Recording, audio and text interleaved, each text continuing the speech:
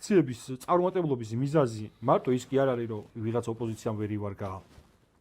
ის რომ აგრესიული მასაგამოსა. აი ამის თქმა მინდა. ეს არის თავარი, რომ თავარი მესიჯები, რაზეც დგას ანტისახელისუფლებო რიტორიკა, თავის თავში მოიცავს სიცრუეს.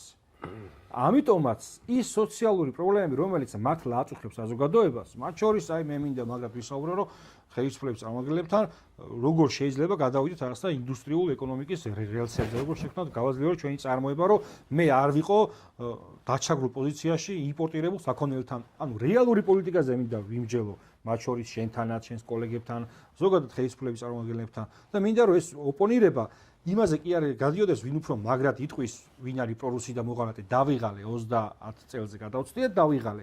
მინდა სხვანაირი გარემოში ცხოვრება.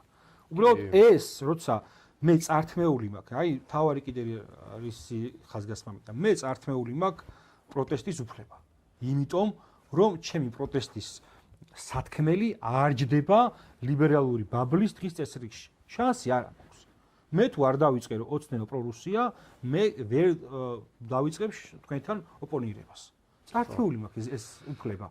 იმიტომ რომ მაგის გარეშე გეტყვი რომ შენს მაგათიანი გააგიჟეს და მიმტკიცებენ მე რომ საქართველოს თურმე არ მდებარეობს რუსეთთან ახლოს. ხო, ეს ძალიან საინტერესო ამბავია თურმე არ გავიგვიძია ჩვენ ახალსოფლიო წესრიგს, სადაც ჩინეთი ახლო აღმოსავლეთ მნიშვნელოვან როლს თამაშობენ და შემდეგ. კი, ჩვენ